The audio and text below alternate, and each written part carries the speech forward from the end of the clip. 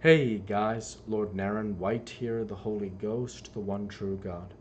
Back with you with the next video in my Line of God Daily Diary series. As usual, before I discuss what I have achieved since yesterday's Daily Diary video, I want to read you a chapter from the Bible. Today I will be continuing with the book of Psalms, and before I start Psalm 79, I want to offer analysis of yesterday's reading of Psalm 78. So Psalm 78, the Maskil of Asaph, it talks about what the people of Israel went through all the way from the time of Exodus through basically choosing David as God's servant. And I think that this chapter is just so beautiful um, because of the fact that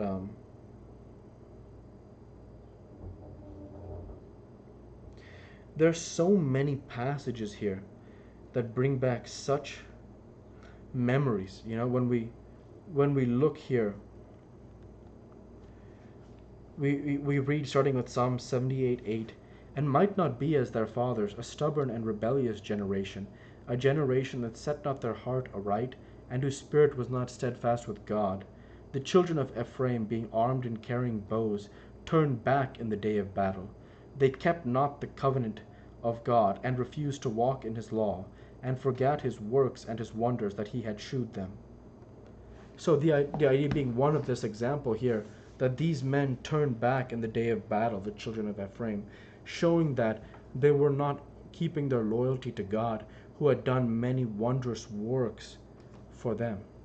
And so now we look here, as we continue on, of course, one of the most famous and universally known examples of God's power, which he demonstrates by way of the great prophet Moses, is Moses taking the rod of God in his hand and raising it, and God parts the Red Sea for the Israelites. And we get a reference to that here, where it reads here in Psalm 78:13, he divided the sea and caused them to pass through, and he made the waters to stand as an heap. And so that's really just quite beautiful. And of course, we also get that the next reference here. In the daytime also he led them with the cloud, and all the night with the light of fire. Remember, God puts that cloud and the fire for the Israelites so that they see that the presence of God is among them, and that gives hope to the people, and that's just so beautiful. And then the next thing here is um, um,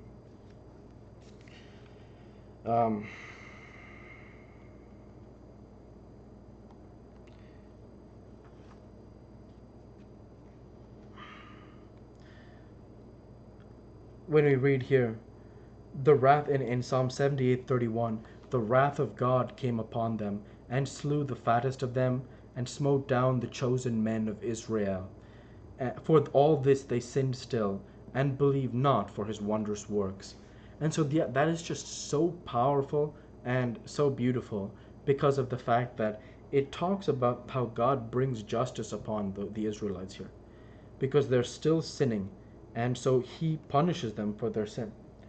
And now here, as we read on here in Psalm 78, continuing on, Psalm 78:34 and on, when he slew them, then they sought him, and they returned and inquired early after God. And they remembered that God was their rock, and the high God, their Redeemer. Nevertheless, they did flatter him with their mouth, and they lied unto him with their tongues. For their heart was not right with him, neither were they steadfast in his covenant. And so it talks about how the children of Israel continue to sin, in spite of the fact that God has already not only punished them for their sin, now God shows them mercy. Unfortunately, they still sin. And now one of my favorite passages here in Psalm 78 is Psalm 78:41, which reads, Yea, they turned back and tempted God, and limited the whole, Psalm 78:40. How oft did they provoke him in the wilderness and grieve him in the desert? So we get these references when we talk about, remember, some of the rebellious Israelites, they go and they say, where is God Jehovah? They tempt him, they test him, they tempt him to punish them. They say, where is God Jehovah? They say, we do not know where Jehovah is. We cannot see Jehovah. But they say, we can see the molten calf. So that is what they will worship. So that's when we talk about how they grieve God in terms of tempting him to punish them, to give them justice for their blasphemies, for their non believing, for their idolatry. For they say they would rather worship the gold than God. They say, where is Jehovah? And then, of course, we get the reference to the 10 plagues. And, of course, one of the most powerful ones here is, and smote all the firstborn in Egypt, the chief of their strength in the tabernacles of Ham. So you get that reference to the 10 plagues that God delivers.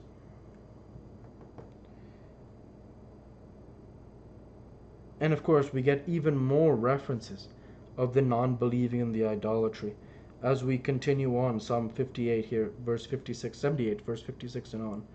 Yet they tempted and provoked the Most High God, and kept not his testimonies, but turned back and dealt unfaithfully like their fathers. They were turned aside like a deceitful bow, for they provoked him to anger with their high places, and moved him to jealousy with their graven images.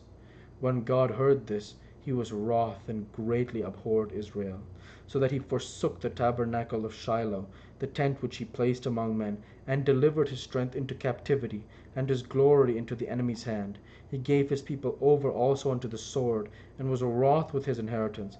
The fire consumed their young men, and their maidens were not given to marriage. Their priests fell by the sword, and their widows made no lamentation.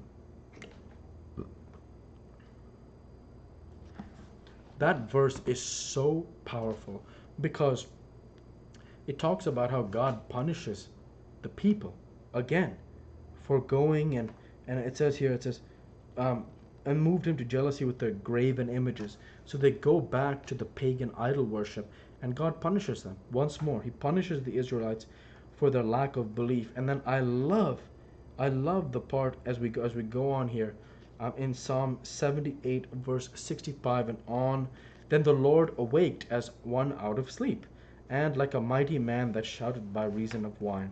And he smote his enemies in the hinder parts, he put them to a perpetual reproach. Moreover, he refused the tabernacle of Joseph, and chose not the tribe of Ephraim, but chose the tribe of Judah, the Mount Zion which he loved. So that is so beautiful because it later talks about how he chooses David as his leader, because of that fact. He chooses David. And I think that's so beautiful because of the fact that he talks about he's not going to choose Joseph. He's not going to choose Ephraim. Instead, he'll choose Judah. And from Judah, David becomes the great king from that line. And of course, as we know later on, Jesus himself comes from the tribe of Judah. And with that, actually, I'll now go ahead and I really don't think I'll have time in this video for Psalm 79. And so as a result of that, I will hold off on reading Psalm 79 until tomorrow's video.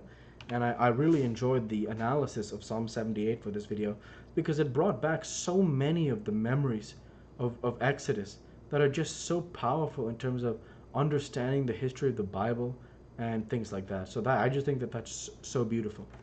And so that is where I'm going to go ahead now and transition over to what I have achieved since yesterday's Daily Dive video. Since yesterday's Daily Dive video, I worked my software developer job. I worked at my core. I uploaded and scheduled yesterday's Daily Dive video from 7/27/23. And I've created, uploaded, and will schedule today's Daily Dive video from 7/28/23.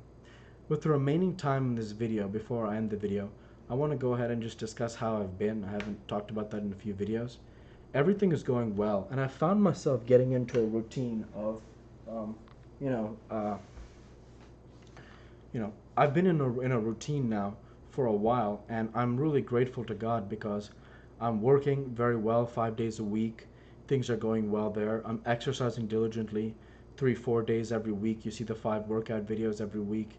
And then also I'm getting good work done with my scriptures, and my errands are also going well. And so I'm very grateful to God because just to be consistent with that is my goal, and that is all I'm focused on at this time in terms of myself. And so with that, I want to go ahead and say Thank you for watching, and I hope you enjoyed. Please like, comment, and subscribe as it greatly helps the channel. Light be with you all. Take care, and thanks again.